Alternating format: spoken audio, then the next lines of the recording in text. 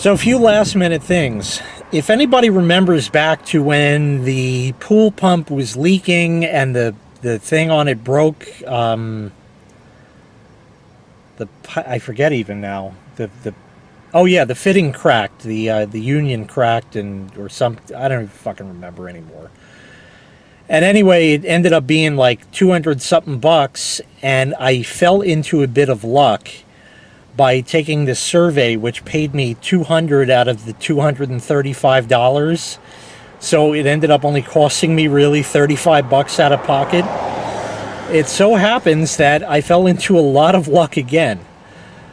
Through some chain of events, I decided that I was going to remortgage or refinance the house. It was well past due. I had an insane rate on that because at the time I bought, prices were sky high and the rates were sky high, and I needed to buy a house then. So I just had to do it. I didn't have a choice in the matter, really. So I was just doing it. And we're making all the payments. There's no trouble. Like I said, there's no money trouble here. Well, I don't like to pay for things anyways. And that's one of the major reasons why there's not any money trouble.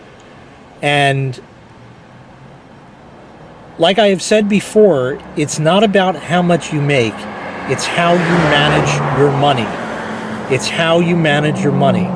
If you spend it frivolously, you won't have much or any at all. And you may default on loans, and you may not be able to make your payments every month on all the stuff. That's not an option around here. It's simply not an option. Every bill is paid in full every month. And the way I do that is smart money management. And being that I'm my own boss and make my own hours, I get to do that. And I get to manage the money and that. And when I see a good deal for something that I really, really want or need, I buy it when I get the deal. Otherwise, I wait or I go without. Back at Tiny Middle, people used to bring laptops in that they broke the screens on. And at the tail end, a lot of them were touch screens. And they'd say, how much to fix it? Oh, well, the screen itself is $600, plus the labor to put it in. They said, I only paid $399 for the laptop. I said, I know. They said, why is it so high? I said, the sum of the parts is greater than the whole.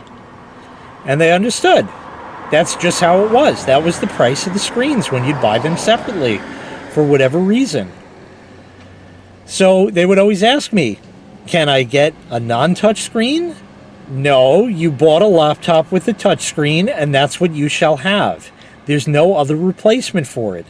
Plain and simple.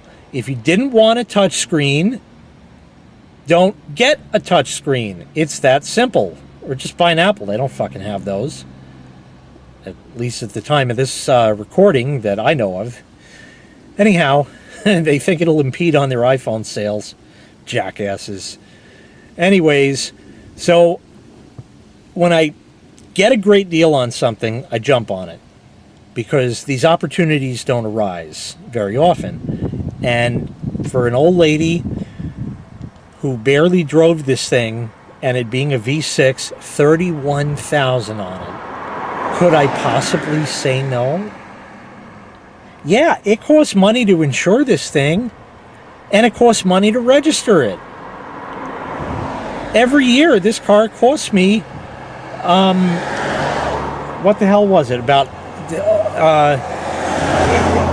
$800 a year just to leave it parked in front of the house with the crazy New York insurance and registration and that.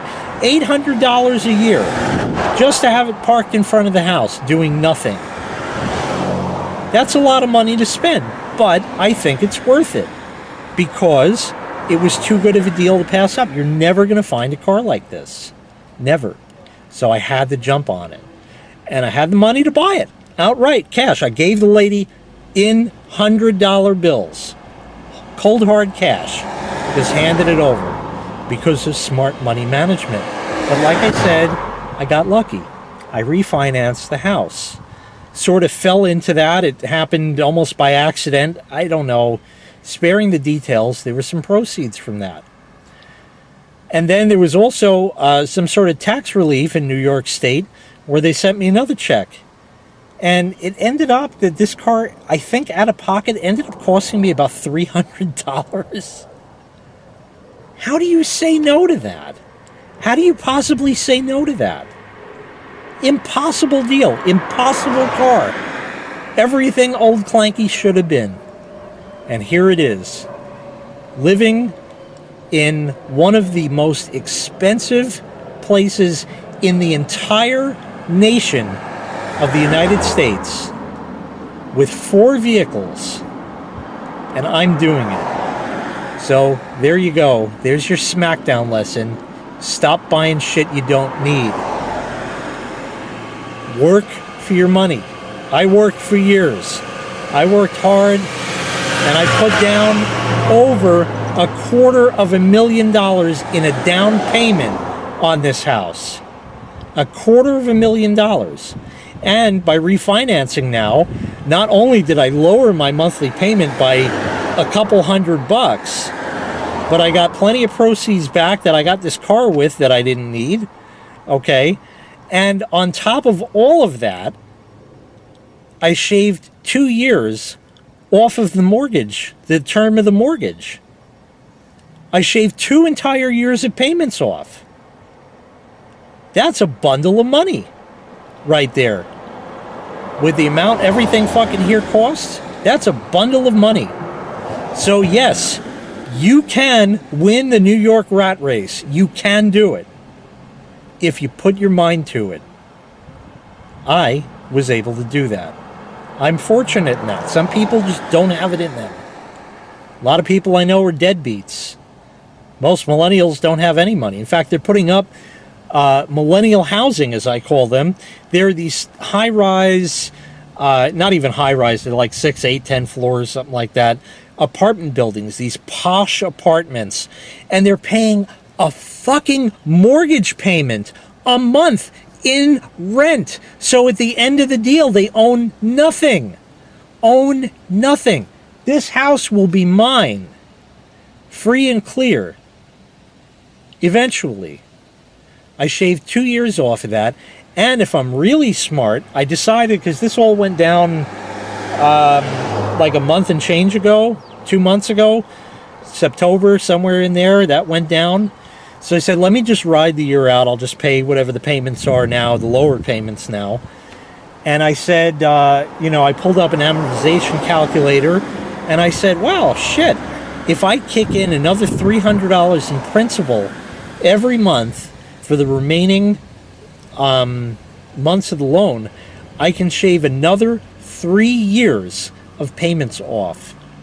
As soon as I don't have a mortgage payment, the money is going to start rolling in faster than I fucking know what to do with. Faster than I know what to do with. I'll go on vacation. I'm speaking out of my ass. I'm not going anywhere. Maybe we'll take a vacation. I don't know. We'll see. Maybe we'll fix some things up. We'll do things, but I do it by good money management, not buying shit I don't need, waiting for a deal on things I do need. And sometimes there's something you don't need, like this very car, that's too good of a deal to pass up. And instead of risking the entire rest of my life, not making my payments, going bankrupt, declaring bankruptcy and all that, I don't have to do any of that because I was smart about it since I was a kid. Now, I went without a lot of shit. I grew up kind of poor. We weren't poor by any means. We had money to go around, but I couldn't have anything. I couldn't have toys. I had toys. I didn't have the latest and greatest. Daddy, can I get that toy on TV? No.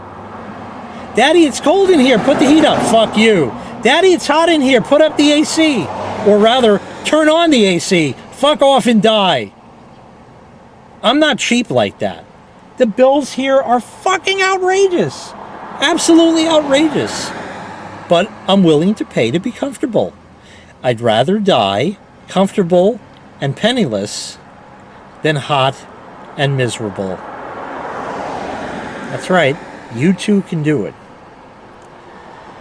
So now that you've had your beating, and this is all about Jay got a new car and all that, I want to thank you for making this possible. All of you who have watched my videos over the years and who will hopefully continue to do so have made this possible. The YouTube money is not money I need. It's not a lot of money. It's not what I was making at Tiny Middle by any means. No way. But it's nice to have that income and for a toy to play with, such as this, such as the Buick. The price was right. The money's there. It's paid for. And it's all because of you. Because you decided to watch my videos. So I do owe it all to you, and I greatly appreciate that, and thank you for it. So hopefully the wounds have been healed by now from your beating, and everything is cool.